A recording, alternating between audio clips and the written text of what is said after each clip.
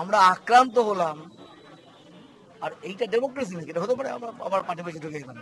কিছুক্ষণ পরে পুলিশের সমস্ত রকমের অফিসার থেকে শুরু করে সবাই থেকে একেবারে এত বিশ্রী ব্যবহার, একটা ব্রুটালি, যে পুলিশ যেভাবে ব্যবহার করে সেভাবে আমাদের সঙ্গে ব্যবহার করে বলছে থানায় যাবে। কেন থানায় যাবো?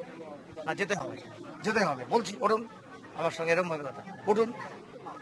আমি বললাম যে ঠিক আছে, আমরা যদি যেতে হয় আমাদের গাড়ি আছে, আমরা গাড়ি করে যাবো। না, পুলিশের গাড়ি করে যেতে হবে।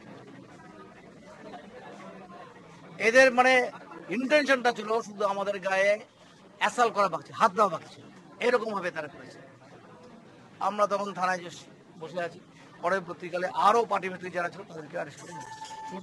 আমাদের ছেড়ে দেওয়া বলছে, মানেটা কি হচ্ছে? বলছে আমাদের 3জনকে, কেন 52 জন আমরা আছি, 52 জন আমাদেরকে না ছেড়ে আমাদেরকে ছেড়ে দেওয়ার কি মূল্য আছে? আমাদের কি মূল্য আছে? এটা হয় না। আমরা তো কমিউনিস্ট পার্টি করি, আমাদের 3জনকে ছেড়ে দিয়ে বাদ বাকিরা থাকবে? আমাদের বক্তব্যটা হচ্ছে সকলকেই আপনারা ব্যবস্থা করুন, মুক্তির ব্যবস্থা করুন। আপনাদের চোখের সামনে সমস্ত ঘটনা করেছে, কারা দায়ী আপনারা নিজেরা দেখেছেন। তো ওদেরও আমরা জানি যে রাজনৈতিক চাপ ওদের উপরে আছে, কিন্তু এইটা কি ডেমোক্রেসি নাকি? এটা হতে পারে নাকি?